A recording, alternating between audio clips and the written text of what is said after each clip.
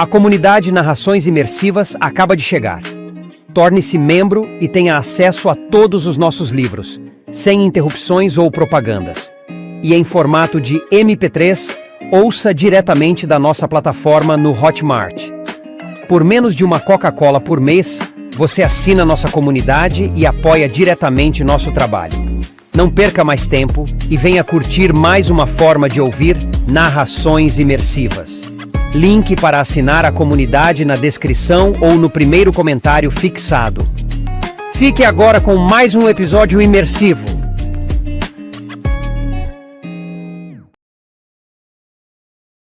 The Witcher, a saga do bruxo Geralt de Rivia. 7º livro, A Senhora do Lago, de Andrei Sapkowski. Narração, Mauro Ramos. Geralt xingou em voz baixa. 2 cavaleiros vinham em sua direção pela aléia de ciprestes. Reconheceu o primeiro num instante, pois não havia como confundir com qualquer outro brasão a enorme cabeça de um touro sobre a capa branca como neve. O outro cavaleiro, alto, de cabelo grisalho e de uma fisionomia nobremente angular, como se fosse esculpida em granito, tinha sobre a túnica celeste o símbolo de 2,5 douradas cruzes florencianas. Os cavaleiros pararam a uma distância prescrita de 2 passos e curvaram-se. Geralt e Regis corresponderam ao gesto. Em seguida, os 4 mantiveram o silêncio, ordenado pelo costume cavaleiresco que devia durar 10 batimentos do coração. Com licença, senhores. Cabeça de Touro fez uma apresentação. Este é o Barão Palmerin de Lunfal. Eu, como os senhores devem recordar, chamo-me Barão de Peyrac-Perrin. Seria impossível esquecer. Temos um assunto para tratar com o senhor bruxo. Peyrac-Perrin foi direto ao assunto. A respeito de questões profissionais. Pois não. A sós. Não tenho segredos diante do senhor Regis. Mas os nobres senhores certamente os têm. O vampiro sorriu. Por isso, dê-me licença, que eu vou ver aquele pavilhãozinho charmoso. Deve ser o templo de contemplação. Senhor de Peyrac-Perrin, senhor de Lunfal. Trocaram reverências. Sou todo ouvidos. Geralt interrompeu o silêncio, sem nem sequer ponderar a possibilidade de esperar até a 10ª batida do coração. A questão é... Peyrac-Perrin abaixou a voz e olhou em volta receosamente. Aquele súcubo, aquele demônio que assombra a noite, aquele que a duquesa e as damas pediram para aniquilar, quanto lhe ofereceram para matar o assombro? Desculpem, mas é um segredo profissional. Claro, disse Palmerin de Lunfal, o cavaleiro com a cruz florenciana. É verdadeiramente honorável sua postura. De verdade receio muito que possa ofendê-lo com minha proposta, mas mesmo assim vou fazê-la. Desista desse contrato, senhor bruxo. Não arme ciladas para pegar o súcubo. Deixe-o em paz. Não fale nada para a duquesa nem para as damas. E pela honra, nós, os senhores de Toussaint, faremos uma oferta mais vantajosa que a das damas. Surpreendê-lo-emos com nossa generosidade. De fato, a proposta parece... O bruxo falou com frieza. Não se distanciar muito de injúria. Senhor Geralt, a cara de Palmerin de Lunfal estava séria e implacável. Vou lhe dizer o que nos atreveu a fazer a proposta. Foi a sua fama de matar apenas os monstros que constituem perigo. Um perigo real, não imaginado, que resulta da ignorância ou dos preconceitos. Deixe então garantirmos que o súcubo não constitui nenhum perigo, nem prejudica ninguém. Simplesmente assombra nos sonhos, de vez em quando, e aflige um pouco. Mas apenas os maiores de idade. Perrin acrescentou às pressas. As damas de Toussaint, Gerald disse olhando em volta, não estariam felizes se soubessem desta conversa, assim como a duquesa. Estamos plenamente de acordo, murmurou Palmerin de Lufal. A descrição é absolutamente aconselhável. Não se deve acordar às falsas devotas. Abram uma conta para mim em um dos bancos dos anões locais, Gerald afirmou, devagar e em voz baixa, e me surpreendam com sua generosidade. Mas estou avisando, não é fácil me surpreender. Mesmo assim, tentaremos. Perrin prometeu soberbamente. Despediram-se trocando reverências. Regis voltou após ter escutado tudo com seu ouvido vampírico. Agora, falou com seriedade, você também pode dizer que foi um instinto involuntário e um impulso inexplicável. Mas será difícil se desembaraçar de uma conta aberta. Gerald ficou olhando para o alto, para além do cimo dos ciprestes. Quem sabe, falou, talvez passemos aqui alguns dias. Se for pensar nas costelas de Milva, podem ser até mais do que alguns dias. Talvez algumas semanas. Será bom ter alguma independência financeira para passar esta temporada. Então foi daí que surgiu a conta do banco dos Cianfanelli? Reynard de Boisfren balançou a cabeça. Olhe lá, hein? Se a duquesa soubesse disso, haveria de certo mudanças nos cargos, haveria uma nova distribuição de patentes. Talvez até eu pudesse ser promovido. Juro, é uma pena que não tenha predisposições para ser delator. Conte agora sobre o famoso banquete com o qual fiquei tão feliz. Queria muito ter participado dele, saboreado a comida e a bebida. Mas eles me mandaram para a fronteira, para a guarita, para o frio e para a garoa. Eita, a aventura do cavaleiro sempre nisso dá. O grande banquete anunciado de forma tão exaltada, Gerald começou a falar, foi antecedido por sérias preparações. Era preciso achar Milva, que se escondera nas cavalariças, e convencê-la de que o destino de Ciri e de quase todo mundo dependia de sua participação no banquete. Era preciso pôr o vestido nela quase à força. Depois era preciso obrigar Angoulême a jurar que ia se comportar como uma dama, especialmente evitar que falasse puta e cu. Quando, afinal, conseguimos fazer isso tudo e estávamos prestes a descansar tomando vinho, apareceu o camareiro Morlegoff, que cheirava a cobertura e estava inflado como a bexiga de um porco. Destas circunstâncias devo sublinhar, o camareiro Morlegoff começou a falar com uma voz nasal, que à mesa de Sua Alteza Sereníssima não há lugares de segunda categoria e ninguém tem o direito de se sentir ofendido por causa do lugar assinado.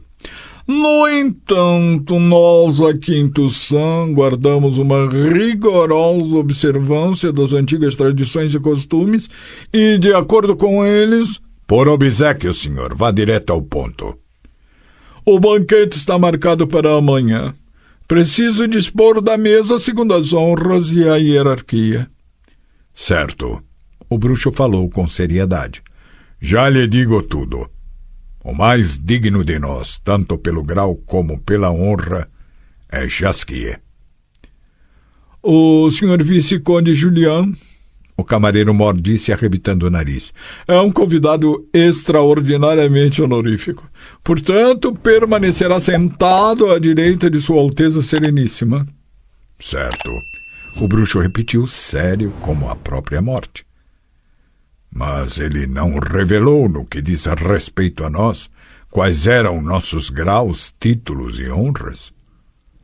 Revelou. O camareiro Mor pigarreou. Apenas o fato de que os senhores estão viajando incógnitos numa missão cavaleiresca e não podem divulgar os detalhes dela, assim como os verdadeiros nomes, brasões e títulos, pois estão comprometidos por um juramento. Exatamente. Qual é o problema, então? Eu preciso dispor dos assentos. São convidados, sobretudo, comilitões do senhor vice-conde. Então lhes assinarei lugares mais próximos da cabeceira da mesa, entre os barões. No entanto, não pode ser, senhores, que sejam iguais na hierarquia, pois não acontece nunca de todos serem iguais. Se alguém dos senhores merecer uma distinção maior por causa do grau ou nascimento, deverá permanecer sentado à mesa principal junto da duquesa. Ele... O bruxo apontou sem hesitar para o vampiro que estava por perto, contemplando, concentrado, o gobelim que ocupava quase toda a parede. É conde, mas não dê nenhum pio sobre isso. É um segredo. Entendo. O camareiro Mor ficou tão impressionado que quase se engasgou. Nestas circunstâncias, assinar-lhe-ei o lugar à direita da condessa noturna, tia de nobre nascimento da senhora duquesa. Não se arrependerão, nem o senhor, nem a tia. Geralt mantinha uma cara impassível. Não há ninguém que se possa igualar a ele tanto em costumes como na arte de conversar. Estou contente de ouvi-lo. O senhor Geralt da Rivia sentará junto da venerável senhora Fringilla. Assim manda a tradição. O senhor a carregou até Cuba, seu, digamos, cavaleiro. Entendi. Muito bem, então. Senhor conde... Pois não? Estranhou o vampiro que acabou de se afastar da tapeçaria que mostrava a luta entre os gigantes e os ciclopes. Nada, nada. Geralt sorriu. Estamos apenas batendo papo. Regis acenou com a cabeça. Não sei se os senhores notaram, mas esse ciclope no gobelim, esse aí com o porrete, olhem para os dedos de seus pés. Ele, não temamos dizer a verdade, tem 2 pernas esquerdas. É mesmo. O camareiro Morlegoff confirmou sem nenhuma sombra de dúvida. Há mais gobelins desse tipo em Beauclair. O homem que os teceu era um verdadeiro mestre, mas bebia muito. Os artistas são assim. Já está na hora de irmos. O bruxo falou, desviando o olhar das moças atiçadas pelo vinho que o observavam, sentadas à mesa em que se faziam adivinhações. Vamos embora, Reinhard. Paguemos, montemos o cavalo e vamos para Beauclair. Eu sei por que você está com tanta pressa. O cavaleiro lançou um largo sorriso. Não se preocupe, sua bela de olhos verdes está à sua espera. Acabou de dar meia-noite. Conte sobre o banquete. Contarei e iremos embora. Combinado. A vista da mesa posta em forma de uma gigantesca ferradura lembrava explicitamente que o outono estava chegando ao fim e o inverno se aproximava. Os vasos e as bandejas estavam carregados de iguarias, entre as quais dominava carne de caça em todas as possíveis variantes e espécies. Havia lá enormes quartos de javalis, presuntos e pernis de cervos, diversos patês, as piques e rosadas fatias de carne, enfeitadas com cogumelos, cranberries, geleia de ameixa e molho com frutas de espinheiro ao alvar. Tudo de acordo com o costume outonal. Havia aves outonais, galos lira, tetrazes e fazões, servidos de forma decorativa com as asas e as caudas, pintadas pretas assadas, codornizes e perdizes, marrecos, narcejas, galinhas do mato e tordos. Havia lá verdadeiras iguarias, como tordos zorzais assados inteiramente, sem esviscerar, pois as bagas de junípero que se encontram nas entranhas dessas pequenas aves constituem um tempero natural. Havia também trutas dos lagos serranos, luciopercas, fígados de lotas e lúcios. A alface da terra, que era típica para o outono tardio e, de acordo com a necessidade, poderia ser retirada até de debaixo da neve, propiciava o toque verde. O visgo substituía as flores. No meio da mesa honorária que constituía o cimo da ferradura, e à qual se sentaram a duquesa Ana Rieta e os mais ilustres convidados, pôs-se a decoração da noite numa enorme bandeja de prata. Por entre as trufas, flores talhadas em cenouras, limões cortados ao meio e corações de alcachofras, estirava-se um gigantesco esturjão em cujo dorso havia uma garça assada inteiramente, apoiada sobre um pé que segurava um anel dourado em seu bico levantado. Juro pela garça. Perrin, o barão com a cabeça de um touro no brasão bem conhecido pelo bruxo, gritou, levantou-se e ergueu a taça. Juro pela garça defender a virtude dos cavaleiros e a honra das damas, e juro nunca, absolutamente nunca, ceder o campo a ninguém. O juramento foi aplaudido com entusiasmo. E todos entregaram-se ao ato de comer. Juro pela garça! Outro cavaleiro que usava um bigode empinado e insolente, parecido com uma vassoura, vozeirou. Prometo defender as fronteiras e Sua Alteza Sereníssima Ana Henrietta até a última gota de sangue. E para provar minha fidelidade, juro pintar uma garça no escudo e por 1 ano lutar incógnito, mantendo o nome e o brasão em segredo, chamando-se de o Cavaleiro da Garça Branca. Brindo a saúde de Sua Alteza Sereníssima. A saúde, a felicidade, viva! Viva Sua Alteza Sereníssima! Ana Rieta agradeceu com um leve aceno da cabeça decorada com um diadema de diamantes. Usava tantos diamantes que poderia arranhar um vidro apenas passando por ele.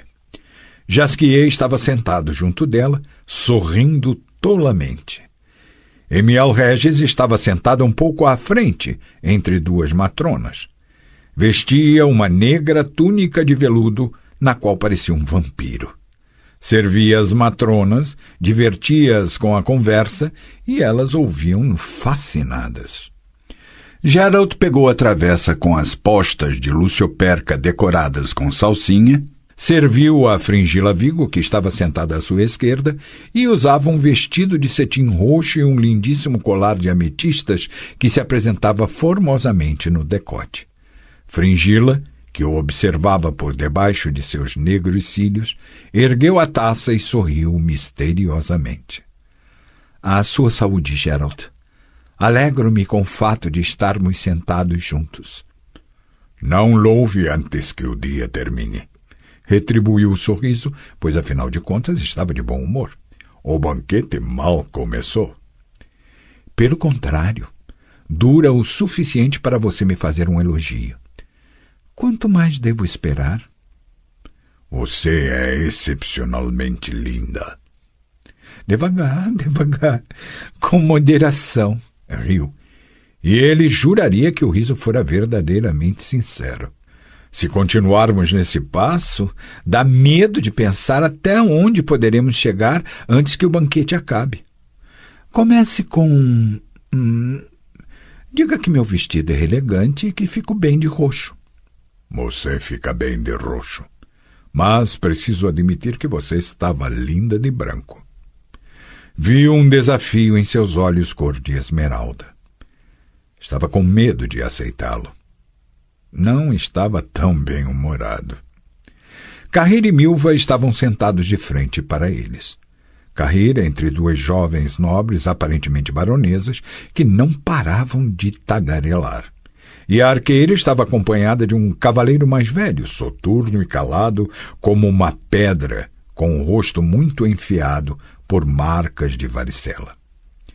Anguleme estava sentada num lugar um pouco mais distante, fazendo alvoroço e se achando a rainha da cocada entre os jovens cavaleiros errantes. — O que é isso? — gritava erguendo uma faca de prata com a ponta arredondada. — Sem a ponta? Temem que nos esfaqueemos mutuamente ou o quê? — Esse tipo de facas, Fringilla explicou, está em uso em Beauclair desde os tempos da duquesa Carolina Roberta, avó de Ana Henrietta. Caroberta ficava louca quando os convidados limpavam os dentes com as facas durante os banquetes. No entanto, não há como fazer isso com uma faca com a ponta arredondada. — Realmente não há! Anguleme concordou, fazendo uma careta insolente. — Por sorte, deram-nos garfos. Fingiu que estava colocando o garfo na boca, mas parou sob o severo olhar de Geralt. O jovem cavaleirinho sentado à sua direita riu, soltando um relincho de falsete. Geralt pegou a travessa com o pato em gelatina e serviu a Fringilla. Viu que Carrir se esforçava para satisfazer os desejos das baronesas que estavam encantadas, olhando para ele como para um arco-íris. Viu os jovens cavaleiros se apressando para servir a Anguleme, competindo para lhe oferecer pratos e caindo às gargalhadas após ouvirem suas piadas patetas. Viu Milva esmigalhar o pão com um olhar fincado na toalha de mesa. Fringilla parecia ler seus pensamentos. — Sua companheira taciturna, sussurrou, inclinando-se em sua direção. Teve azar. Bem, essas coisas acontecem na hora de dispor a mesa. O barão de Trastamara não é muito cortês, nem eloquente. — Talvez seja melhor assim, Geralt disse em voz baixa. Um cortesão babado de polidez seria pior. Eu conheço Milva. — Tem certeza? Olhou para ele rapidamente. — Você por acaso não a está medindo com sua própria régua? Por sinal um pouco cruel? Não respondeu, e em vez disso serviu-lhe enchendo seu copo de vinho. E chegou à conclusão de que estava na hora de esclarecer certas questões. — Você é feiticeira, não é? — Sou, admitiu, mascarando a surpresa habilmente. — Como você notou? — Sinto a aura. Não entrou em pormenores. — Eu tenho experiência. — Para que tudo esteja claro, disse após um momento. Não era minha intenção enganar ninguém. Não tenho, no entanto, a obrigação de ostentar minha profissão ou vestir um chapéu pontiagudo e uma capa negra. Qual seria o sentido de assustar as crianças com minha pessoa? Tenho o direito de passar incógnita. Sem dúvida. Estou em Beauclair, porque aqui fica, se não a maior, então a mais rica biblioteca do mundo já conhecida. Fora das bibliotecas universitárias, claro. Mas as universidades são ciumentas quanto ao acesso às suas prateleiras. E eu aqui sou parente e amiga de Ana Henrietta e tenho toda a liberdade. É de dar inveja. Durante a audiência, Ana Henrietta sugeriu que a biblioteca pudesse guardar alguma pista valiosa para você. Não se deixe desencorajar por causa de sua exaltação teatral. Ela simplesmente é assim. E realmente não se pode descartar a possibilidade de encontrar algo nos livros. É altamente provável. Basta apenas saber o que se procura e onde procurá-lo. É mesmo. Só isso. Suas respostas estão tão cheias de entusiasmo que realmente animam e estimulam a ter uma conversa. Levemente semicerrou os olhos. Suspeito do motivo. Você não confia em mim, não é? Aceita mais um pedaço da galinha do mato? Juro pela garça!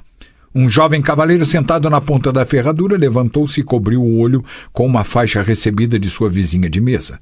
Juro que não vou tirar esta faixa até que sejam eliminados por completo os bandoleiros do Paço de Cervantes. A duquesa expressou seu apreço com um aceno senhorial de seu diadema que reluzia com diamantes. Geralt esperava que Fringilla não retomasse o assunto. Estava errado. Você não acredita nem confia em mim, disse.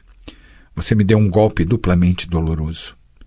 Você não apenas duvida que eu sinceramente queira ajudá-lo, como também não acredita que eu possa fazê-lo.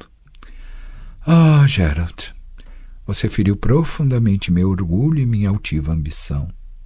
Ouça. Não. Ergueu a faca e o garfo, como se estivesse ameaçando-o com eles. Não dê explicações. Não suporto homens que procuram se explicar. E que tipo de homens você suporta? Semicerrou os olhos, mas continuava a segurar os talheres como se fossem adagas prontas para executar um golpe. A lista é longa, disse devagar, e não quero entediá-lo com pormenores. Vou apenas mencionar que no topo dela há homens que estão prontos para ir até o fim do mundo pela pessoa amada, sem medo, desdenhando o risco e o perigo. E não desistem, embora possa parecer que não haja chances de sucesso. E as restantes posições na lista? Não aguentou. Outros homens de seu gosto? Loucos também? E o que seria a verdadeira masculinidade? Inclinou a cabeça caprichosamente. Senão classe e loucura misturadas nas proporções certas? Senhoras e senhores, barões e cavaleiros! Gritou vivamente o camareiro Mordlegoff ao levantar-se e erguer com ambas as mãos uma gigantesca taça. Nestas circunstâncias, permito-me brindar à saúde da ilustríssima duquesa Ana Henrietta! À saúde, à felicidade! Hurra! Que viva! Viva! E agora, senhoras e senhores... O camareiro Mor pôs a taça de lado e com um gesto cerimonial acenou para os lacaios. E agora, Magna Bestia! Na travessa, que 4 criados tiveram de carregar em cima de uma espécie de liteira, entrou um enorme assado, enchendo a sala de um maravilhoso aroma. Magna Bestia! Os festeiros estrondearam em coro. Hurra! Magna Bestia! Que porra de besta! Anguleme inquietou-se em voz alta. Não vou comer até que me falem o que é aquilo. É um alce, Geralt explicou. Alce assado. E não é um alce qualquer. Milva pigarreou e falou em seguida. O gigante tinha por volta de 7 quintais. Um alce macho, 7 quintais e 45 libras. O barão, com o rosto cheio de marcas de varicela, sentado junto dela, falou em voz rouca. Foram as primeiras palavras que proferiu desde o início do banquete. Poderia ter sido o início de uma conversa, mas a arqueira rubejou, fixou os olhos na toalha de mesa e recomeçou a esmigalhar o pão. Mas Geralt levou a sério as palavras de Fringilla. Será que foi o senhor barão, perguntou, que matou esse maravilhoso alce? Não fui eu, negou o cara de varicela. Foi meu sobrinho, um excelente atirador. Mas digamos, papo de homens. Peço desculpas, mas não vamos entediar as damas. Mas com que arco? Perguntou Milva, que ainda fitava a toalha de mesa. Com certeza foi com um arco de pelo menos 70 libras. Laminado. Camadas de teixo, acácia, freixo, coladas com tendões. O barão falou devagar, notavelmente surpreso. Um zefar duplamente dobrado, 75 libras de potência. E o estiramento? De 29 polegadas. O barão falava cada vez mais devagar. Parecia que cuspia as palavras uma por uma.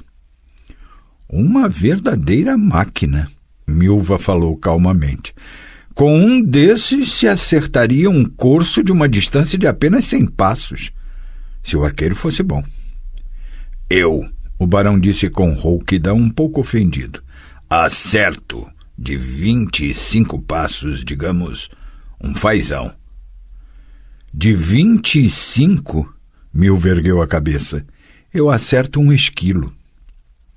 O barão pigarreou envergonhado e serviu às pressas a comida e a bebida à arqueira.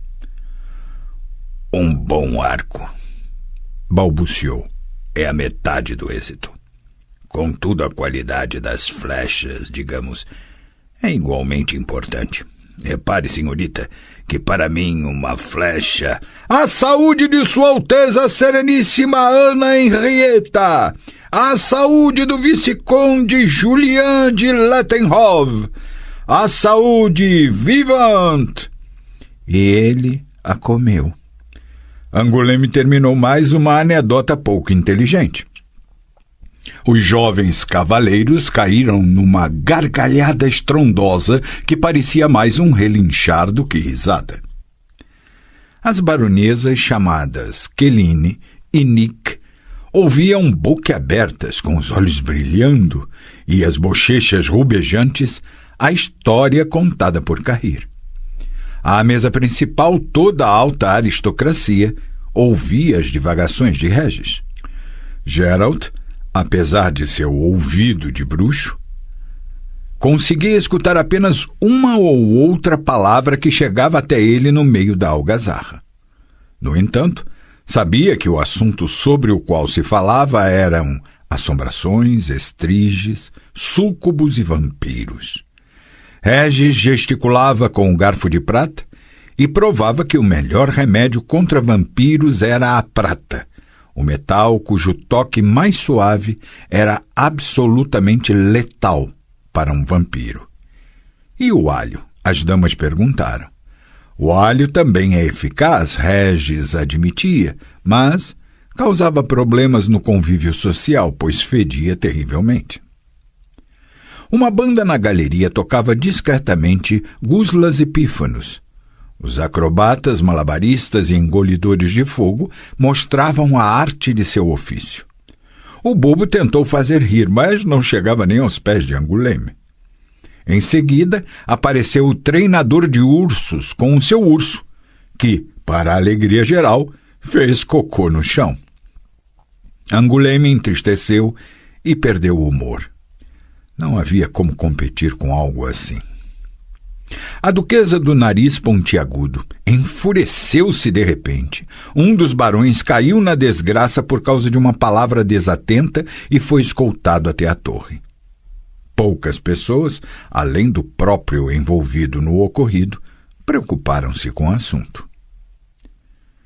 Você não conseguirá sair tão rápido daqui, seu incrédulo, Fringila Vigo falou, balançando o copo. Embora quisesse partir logo, não conseguirá. Não leia, por favor, meus pensamentos. Desculpe, eram tão fortes que li sem querer.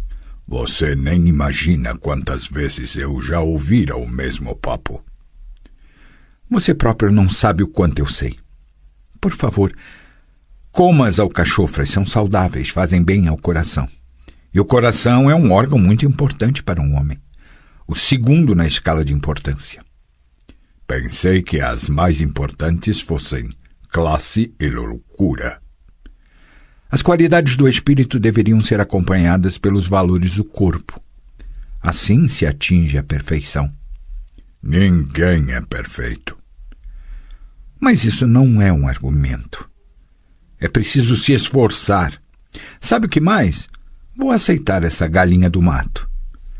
Cortou a avezinha no prato com tanta rapidez e brutalidade que o bruxo estremeceu. Não partirá daqui tão rápido, disse. Primeiro, você não precisa. Não corre nenhum perigo. Realmente nenhum.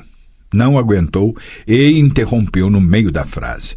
Os nilfgaardianos se assustarão com a nota contundente emitida pela chancelaria ducal. E caso se arrisquem, serão expulsos daqui pelos cavaleiros errantes, com vendas nos olhos que juram pela garça. Você não corre nenhum risco, repetiu, não prestando atenção ao sarcasmo. Toussaint é geralmente considerado um ducado de conto de fadas, ridículo e irreal, que além disso, por causa da produção de vinho, vive tomado por um estado de permanente embriaguez e alegria bacanal.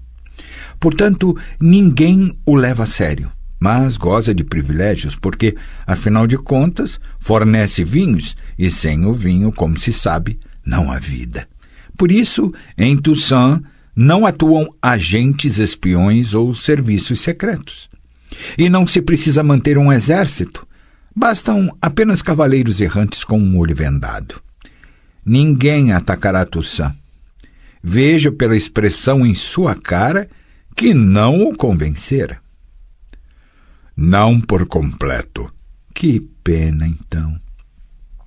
Fringila semicerrou os olhos. Gosto de fazer as coisas por completo. Detesto o incompleto e os meios termos. E as meias palavras. Então concluo.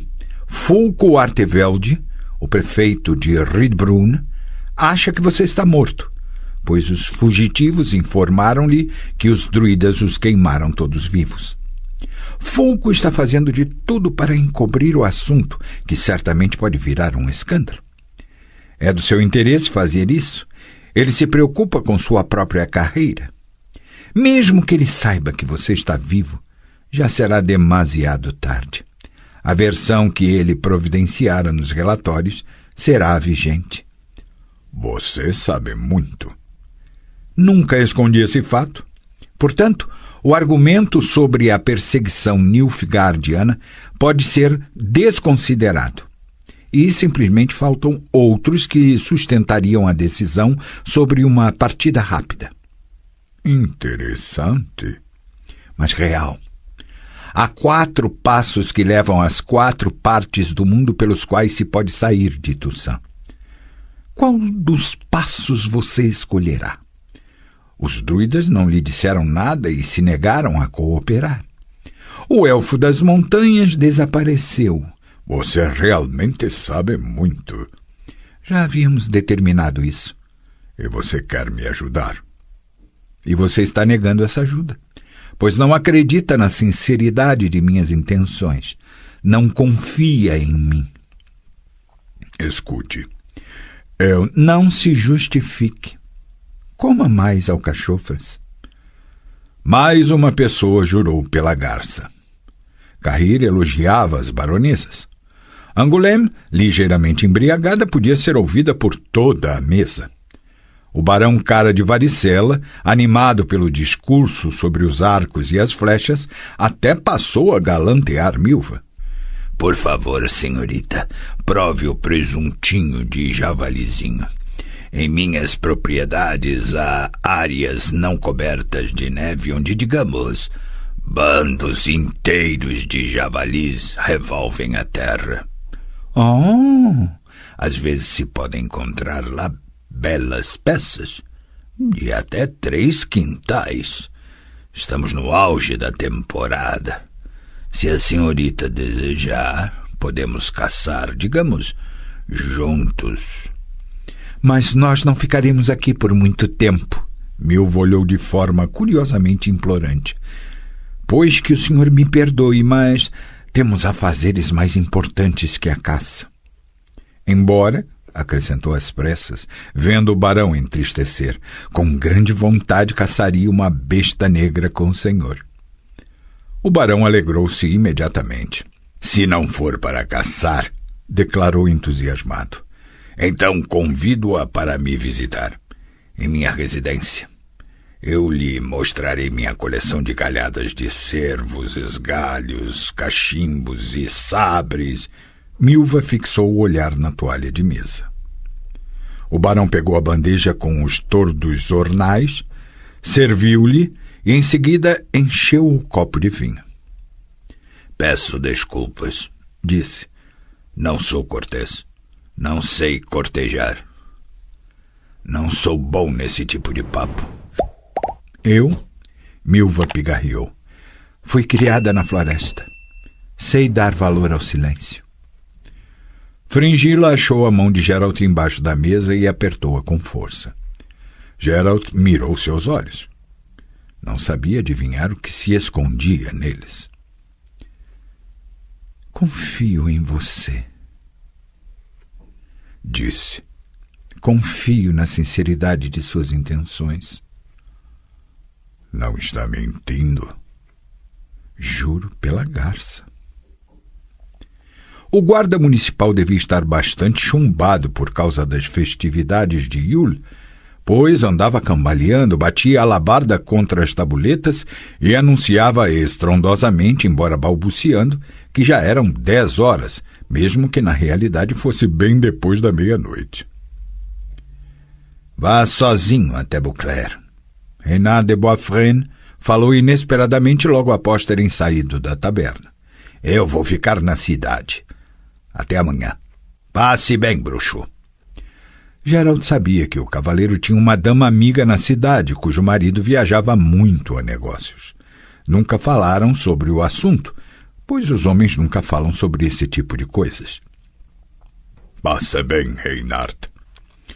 Cuide do escofim para que não apodreça. Está frio. Estava muito frio. As ruas estavam escuras e sombrias. O luar iluminava os telhados, cintilava nas estalactites de gelo que pendiam das calhas, mas não chegava ao fundo dos becos. As ferraduras de Plotka tiniam nos paralelepípedos. Plotka, o bruxo pensou dirigindo-se para o Palácio Beauclair. Uma esbelta égua castanha, um presente de Ana Henrietta e de Jasquier. Instigou o cavalo. Estava com pressa.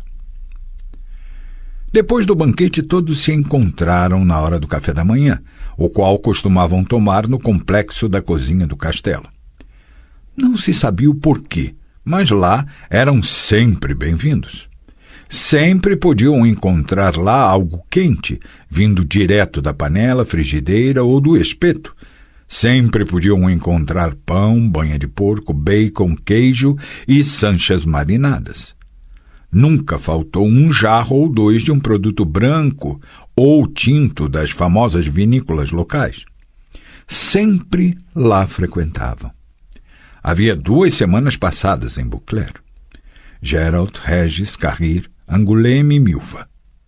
Só Jasquier tomava o café em outro lugar. A ele, Angoulême comentou passando a banha no pão. Levam a banha com toucinho para a cama e curvam-se até o chão?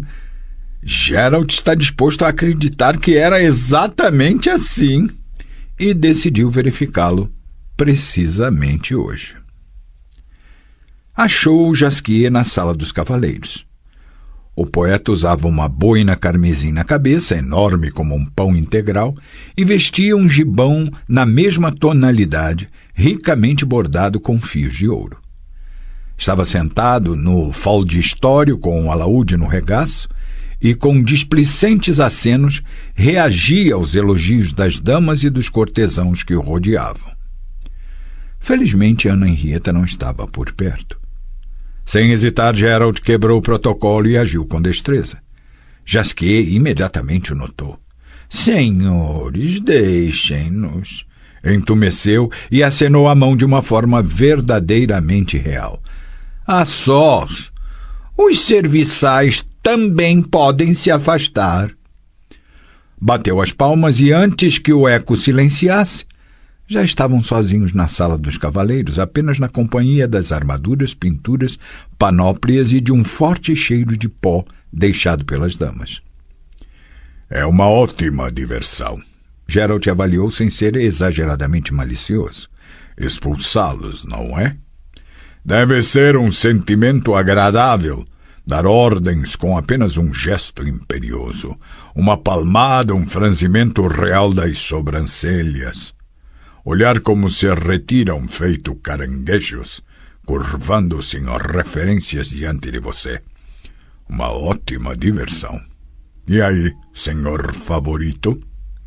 Jasquier franziu o senho. Você quer algo concreto? Perguntou com acidez. Ou apenas falar por falar? Trata-se de algo muito concreto. Tão concreto que não podia ser mais concreto. Diga então, sou todo ouvidos. Precisamos de 3 cavalos. Para mim, Cahir e Angoulême. E 2 cavalos soltos. No total, 3 bons corcéis e 2 cavalos de carga. Cavalos de carga ou, na última das hipóteses, mulas, carregadas de provisão e forragem. Espero que sua duquesa o preze o suficiente para merecer e ganhar tudo isso, hein? Não haverá nenhum problema quanto a isso. Jasquier, sem olhar para Geralt, começou a afinar o alaúde. Só fico surpreso que você esteja com tanta pressa. Diria que me espanta do mesmo jeito que seu sarcasmo idiota. A pressa o surpreende? Lógico. Outubro está chegando ao fim e o tempo está piorando visivelmente. Logo os passos nas montanhas ficarão cobertos de neve. E você se surpreende com a pressa? O bruxo balançou a cabeça. Mas foi bom você ter me lembrado disso. Arranje roupa quente para a gente. Casacos de pele. Pensei, Jasquier falou devagar, que passaríamos o inverno aqui. Que ficaríamos aqui, se quiser. Geralt falou sem pensar. Fique. Quero. Jasquier levantou-se de súbito e pôs o alaúde de lado. Eu fico. O bruxo inspirou o ar profundamente. Ficou calado. Olhava para o gobelim que apresentava a luta de um titã contra um dragão. O titã, firmemente em pé sobre as 2 pernas esquerdas, tentava quebrar a mandíbula do dragão, que não parecia muito entusiasmado. Fico, Jasquier repetiu. Eu amo Anahita. E ela me ama. Geralt ainda estava calado. Vocês receberão seus cavalos. O poeta retomou o discurso. Obviamente mandarei arrumar uma égua de raça chamada Plotka para você. Providenciarei o equipamento, as provisões e a roupa quente. Mas, sinceramente, aconselho que fiquem até a primavera. Anahita... Estou ouvindo bem? O bruxo finalmente recuperou a voz. Ou estou enganado? Seu raciocínio, o trovador rosnou, está evidentemente entorpecido. Quanto aos outros sentidos, não sei. Repito, nos amamos, Anahita e eu. Fico em Toussaint, com ela. No papel de quem? Amante? Favorito? Ou talvez duque consorte? O status formal e judicial não tem a menor importância. Jasquier admitiu com sinceridade. Mas não se pode excluir nada. Nem o casamento. Geralt calou-se novamente, contemplando a luta do titã contra o dragão. Jasquier finalmente falou. Se você bebeu, então fique sóbrio. Se você não bebeu, então beba. Só então falaremos. Não entendo bem. Jasquier franziu o senho. Por que você está falando assim? Pense um pouco. Sobre o quê? Meu relacionamento com Anahita o deixou tão enraivecido? Gostaria de, talvez, apelar ao meu juízo? Poupe-me. Eu já repensei o assunto. Anahita me ama. Você conhece, Geralt interrompeu. Este ditado que diz que a graça das duquesas é como um lance de dados. Mesmo que essa sua Anahita não fosse manhosa, mas que ela me perdoe a franqueza, Tem mesmo cara de manhosa. Aí o quê? Só em contos de fadas é que as duquesas se relacionam com músicos. Primeiro, Jasquier tufou-se. Até um parvo como você deve ter ouvido falar de casamentos morganáticos. Você quer que eu lhe dê exemplos da história antiga e moderna? Segundo provavelmente você vai estranhar, mas eu não venho lá de baixo. Minha família, os de Lettenhove, origina-se... Eu ouço. Geralt interrompeu novamente enraivecido. E fico abismado. Será que realmente é meu amigo Jasquier que fala tantas besteiras? Será que realmente é o meu amigo Jasquier que perdeu o juízo por completo? Será que é Jasquier que eu considerava realista e, de repente, do nada, começou a viver num mundo de ilusão? Abra os olhos, cretino! Aham, Jasquier falou devagar, cerrando os lábios. Que interessante troca de papéis. Eu sou o cego e você subitamente virou um observador cuidadoso e esperto. O que então, por curiosidade, não enxergaria daquilo que você vê, hein? Para que, segundo você, eu teria de abrir os olhos? Para, por exemplo, o bruxo falou, arrastando as palavras, o fato de que sua duquesa é uma criança mimada que virou uma mulher arrogante, presunçosa e mimada.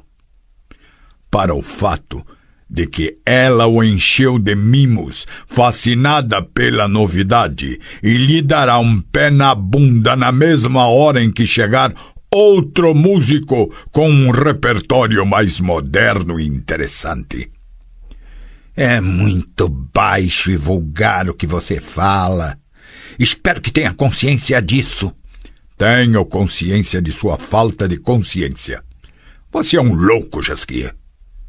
O poeta permaneceu em silêncio, alisando o braço do alaúde. Demorou um pouco antes que falasse. Partimos de Brokilon, começou devagar, numa missão de loucos. Correndo um risco insensato, lançamo-nos numa perseguição insana atrás de uma miragem, desprovida de qualquer chance de êxito. Atrás de uma alucinação, um devaneio, um sonho louco, atrás de um ideal indestrutível. Lançamo-nos nessa perseguição como loucos, desvairados. Mas eu, Geralt, não me queixei nenhuma vez. Não o chamei de louco, não o ridicularizei, porque havia em você amor e esperança. Foi o que o guiou nessa louca missão, e foi o que me guiou também. Mas eu já consegui alcançar minha miragem e tive a sorte de esse sonho se realizar. Minha missão acabou. Achei aquilo que parecia tão difícil de ser encontrado, e quero mantê-lo. É isso que você chama de loucura? Seria louco se largasse isso? Soltasse das mãos? Geralt ficou em silêncio. Permaneceu calado por um momento tão longo quanto Jasquier antes dele. Pura poesia, falou por fim, e é difícil vencê-lo nela. Não falarei mais nada. Você tirou meus argumentos, e admito que com a ajuda de alguns bastante certeiros. Passe bem, Jasquier. Passe bem, Geralt. A biblioteca do palácio era realmente enorme. A sala onde estava localizada superava pelo menos 2 vezes a sala dos cavaleiros. E tinha um teto de vidro. Graças a isso, era clara. No entanto, Geralt suspeitava de que no verão fazia lá um calor danado. Os corredores entre as prateleiras e estantes eram estreitos e apertados. Andava com cuidado para não derrubar os livros. Tinha de passar também por cima dos volumes empilhados no chão. Estou aqui, ouviu. O centro da biblioteca estava abarrotado de livros amontoados e empilhados. Muitos estavam espalhados desordenadamente, soltos ou reunidos em pilhas pitorescas. Aqui, Gerald, adentrou os cânions e as vossorocas formados por livros, e encontrou-a. Estava ajoelhada por entre os espalhados incunábulos, folheava-os e segregava.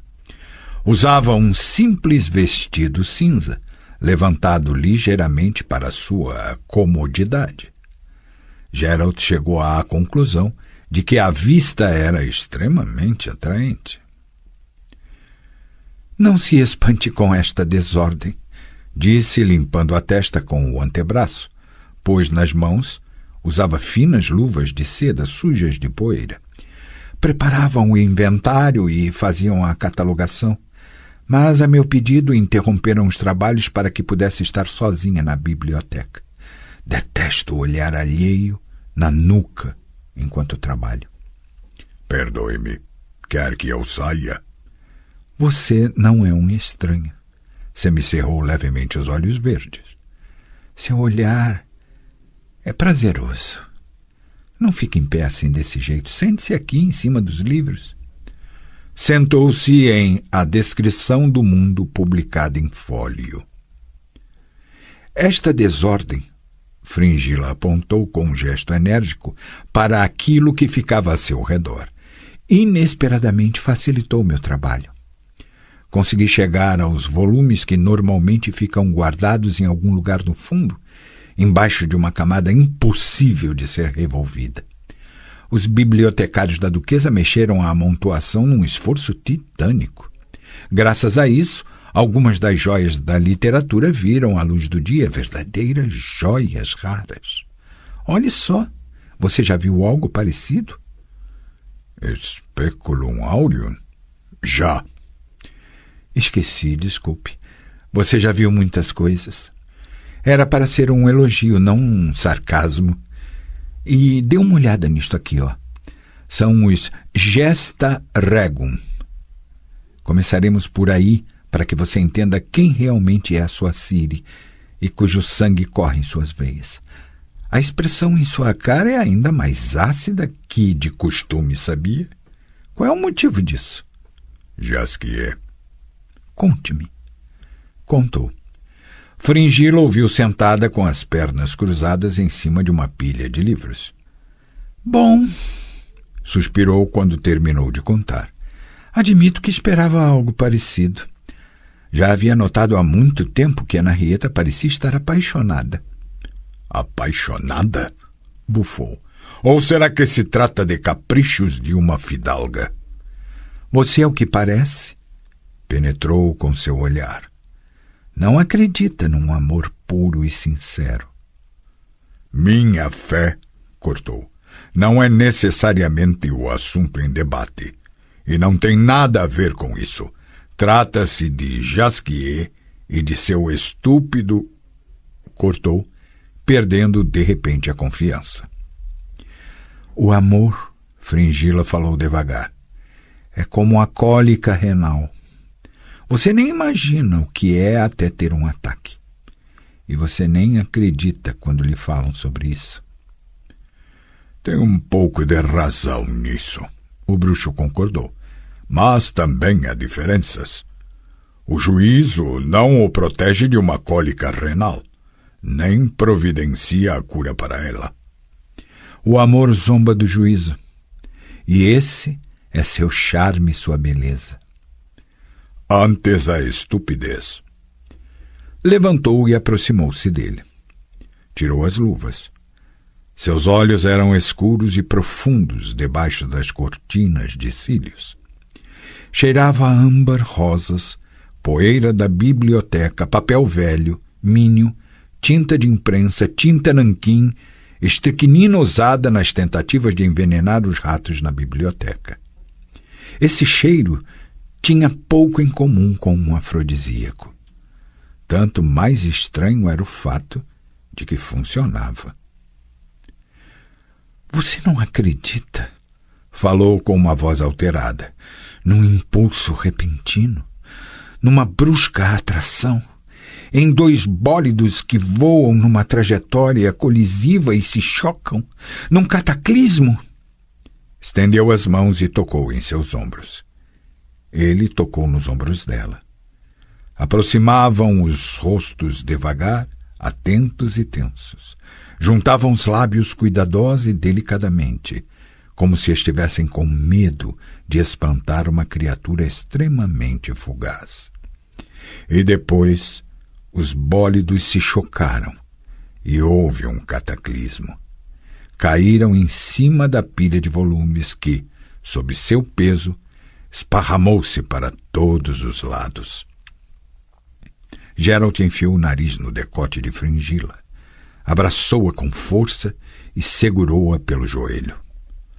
Não conseguiu levantar seu vestido acima da cintura, pois vários livros o atrapalhavam nisso, inclusive o Vidas dos Profetas, cheio de sutis capitulares e iluminuras, e de Aemor Rodibus, um tratado médico interessante, embora controverso. O bruxo afastou os volumes para o lado e puxou o vestido nervosamente. Fringilla levantou os quadris com vontade. Algo lhe causava incômodo no braço. Virou a cabeça. Era o Ciência da Obstetrícia para as moças. Olhou rapidamente para o lado oposto para não atrair azar. Sobre as águas quentes sulfurosas. Realmente, a atmosfera tornava-se cada vez mais quente. Com o canto do olho via o frontispício do livro aberto sobre o qual pousava sua cabeça. Notas sobre a inevitável morte. Melhor ainda, pensou. O bruxo lutava contra as calcinhas de Fringilla. Ela levantou os quadris, dessa vez ligeiramente, para que parecesse um movimento acidental e não uma ajuda provocante. Não o conhecia, não sabia como reagia perante as mulheres. E será que ele por acaso preferia aquelas mulheres que fingem que não sabem o que querem àquelas que o sabem? E será que ficou desanimado pelo fato de as calcinhas demonstrarem resistência na hora de tirá-las? Contudo, o bruxo não apresentava nenhum sintoma de desânimo. Podia-se dizer que, pelo contrário. Vendo que estava na hora certa, Fringilla abriu as pernas com entusiasmo e ímpeto, derrubando uma pilha de livros e fascículos amontoados que deslizaram sobre eles feito uma avalanche. O Direito Hipotecário, encadernado em pele curtida, encostou em sua nádega. O Codex Diplomaticus, ornado com cantoneiras de latão, apoiou-se no pulso de Geralt, que num instante avaliou e aproveitou a situação. Colocou o extenso volume no lugar certo. Fringilla chiou, pois as cantoneiras estavam frias, mas só por um instante. Suspirou profundamente, soltou o cabelo do bruxo, estendeu os braços e agarrou os livros com ambas as mãos, segurando a geometria descritiva com a mão esquerda e o esboço sobre os répteis e anfíbios com a direita. Geralt, que afirmava pelos quadris, derrubou, com um chute involuntário, mais uma pilha de volumes, mas estava demasiado ocupado para preocupar-se com os livros que caíam sobre ele. Fringilla, gemendo espasmodicamente, passou a cabeça sobre as páginas de Notas sobre a Inevitável Morte. Os livros caíam, murmurejando. O forte odor de poeira antiga penetrava o nariz. Fringilla gritou. O bruxo não ouviu o grito, pois ela apertou seus ouvidos com as coxas. Livrou-se da história das guerras e do armazém de todos os ensinamentos necessários para uma vida feliz que o incomodavam, arremessando-os para longe. Lutando nervosamente contra os botões e colchetes da parte superior do vestido, andava do sul ao norte, lendo involuntariamente os títulos nas capas lombadas, folhas de rosto e nos frontispícios. Sob a cintura de Fringilla, o agricultor perfeito. Sob sua axila, perto de seu pequeno, encantador seio erguido ousadamente, sobre os alcaides inúteis e obstinados. Sob o cotovelo, economia ou uma simples descrição como se forma, partilha e consome a riqueza. Leu as notas sobre a inevitável morte já com os lábios em seu pescoço e as mãos próximas dos alcaides. Fringilla emitiu um som difícil de ser classificado. Não era nem um grito, nem um gemido, nem sequer um suspiro. As estantes tremeram, as pilhas dos livros sacudiram-se e caíram, colapsando à semelhança das rochas durante um brusco terremoto. Fringilla gritou. Um livro raro caiu da estante com estrondo. Era a primeira edição de De Larvis e Senices et Figuris Comicis. Atrás dele tombou o compêndio de ordens gerais para a cavalaria, arrastando consigo a heráldica de Jan de Atre, ornada com belas gravuras. O bruxo gemeu, derrubando vários volumes com chutes dados com a perna estirada. Fringilla soltou mais um grito alto e prolongado, destituindo com o salto as reflexões ou meditações para todos os dias do ano. Uma interessante obra anônima que, sem saber como, pousou nas costas de Geralt. O bruxo tremia e lia pelo seu ombro, tomando conhecimento de que as notas foram escritas pelo Dr. Albertus Rivus, publicadas pela Academia Sintrensis e impressas pelo mestre de tipografia Johann Froben Jr., do segundo ano do reinado de Sua Majestade, Rei Corbett. Tudo permanecia em silêncio, interrompido apenas pelo murmúrio das páginas viradas e dos livros que caíam. O que fazer? Fringilla pensou, passando a mão com movimentos lânguidos no flanco de Geralt e no duro canto das reflexões acerca da natureza das coisas. Propor ou esperar até que ele proponha? Só espero que ele não me considere frívola e libertina. E o que será se ele mesmo não fizer a proposta? Que tal acharmos uma cama? O bruxo propôs, com uma voz um tanto rouca. Não é digno tratar os livros desta maneira. Achamos então uma cama? Geralt pensou, soltando Plotka num galope pela alameda do parque. Achamos uma cama em seus aposentos, em sua alcova. Fizemos amor feito loucos, vorazes, ávidos, como após anos de celibato, como se fosse para estocar, como se corrêssemos perigo de novamente passar pelo celibato. Contávamos muitas coisas um para o outro. Contávamos mutuamente verdades bem triviais. Contávamos mentiras muito agradáveis. Mas essas mentiras, embora fossem mentiras, não estavam pensadas para enganar. Excitado pelo galope, dirigiu Plotka de frente para a roseira coberta de neve e forçou a égua a saltar. Fizemos amor e falávamos, e nossas mentiras eram cada vez mais bonitas e cada vez mais mentirosas. 2 meses. Desde outubro até iule. 2 meses de um amor raivoso, guloso, violento. As ferraduras de Plotka estrondearam sobre as lajes do pátio do Palácio Beauclair. Passou pelos corredores rápida e silenciosamente. Ninguém o vira, nem sequer ouvira. Nem os guardas com as alabardas que matavam o tédio com papo e fofocas, nem os lacaios ou pajens que cochilavam. Nem as chamas das velas tremelicaram quando passava junto dos candelabros.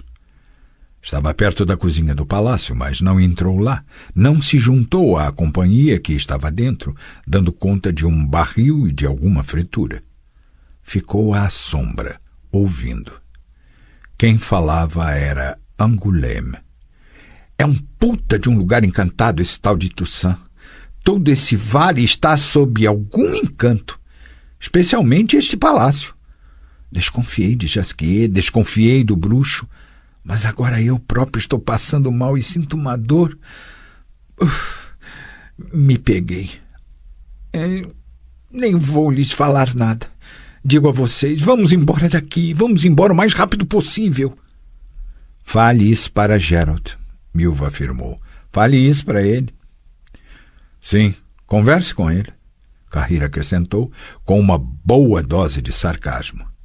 Num desses curtos instantes em que está disponível, entre o leito da feiticeira e a caça aos monstros, entre duas atividades às quais se entregou havia 2 meses para esquecer. Você próprio, Angoulême bufou, está disponível principalmente no parque onde joga aros com as senhoritas baronesas.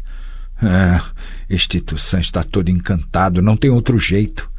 Regis desaparece todas as noites. A tiazinha tem o barão de cara de varicela. Cale a boca, sua fedelha, e não me chame de tiazinha. Eita! Regis intrometeu-se, num tom reconciliador.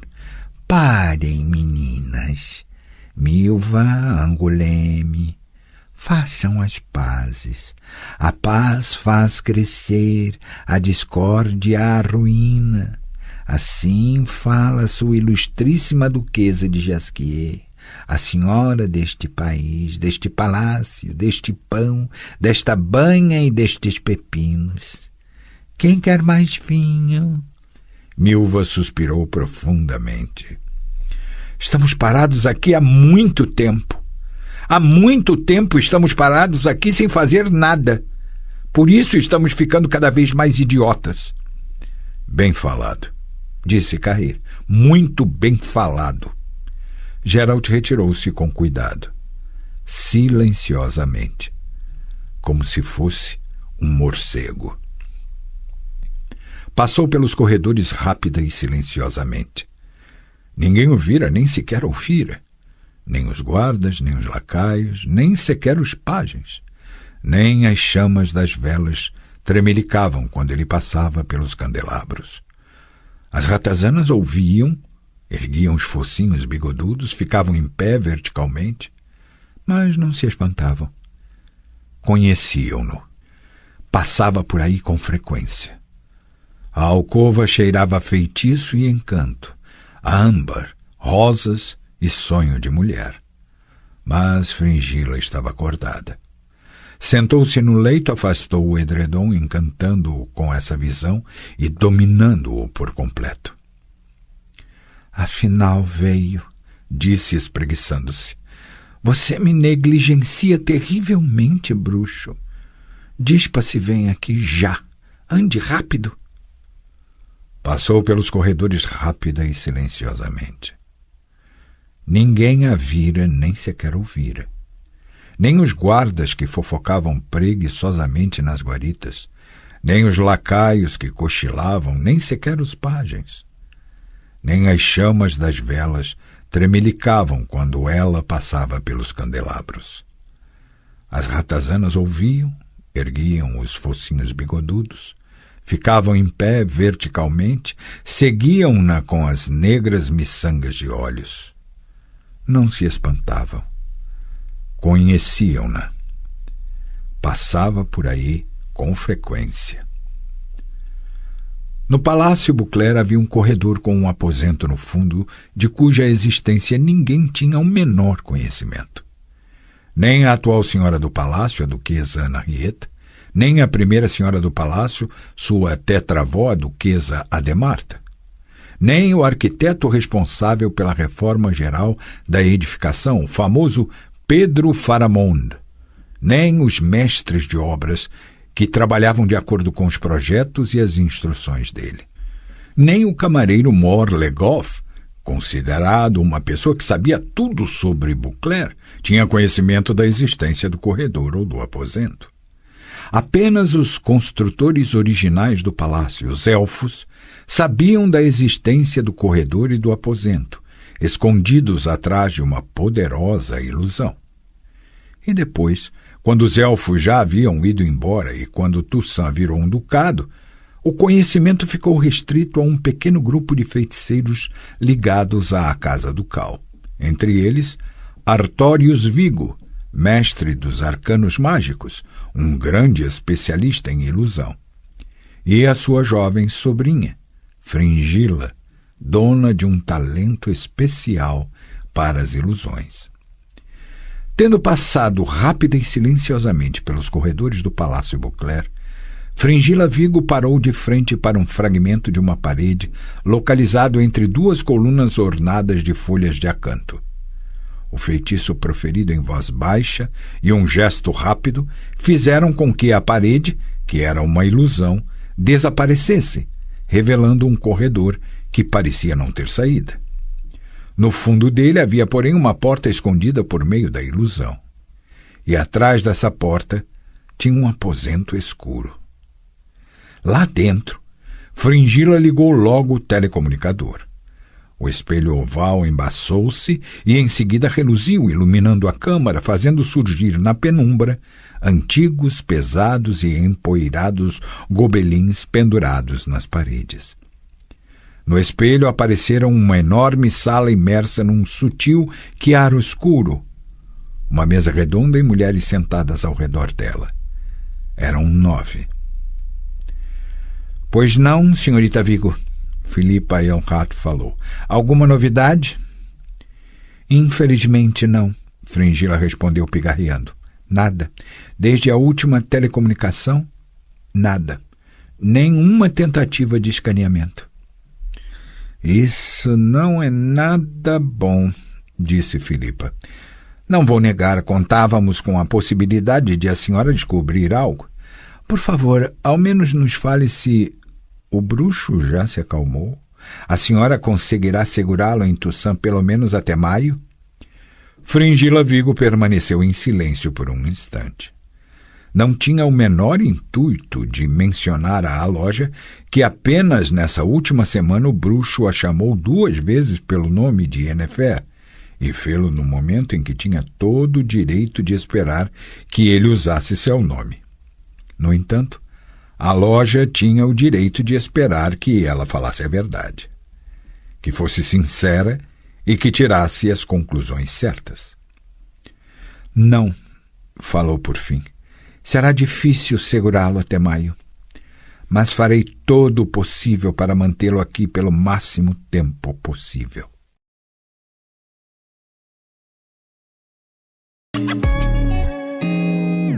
O canal Narrações Imersivas agradece por ter ouvido mais um episódio conosco. Acompanhe nossa página no Instagram e fique por dentro de todas as novidades do canal. E se você vê valor nesse projeto, considere apoiá-lo. Faça parte da nossa comunidade no Hotmart. Até a próxima com mais uma narração imersiva.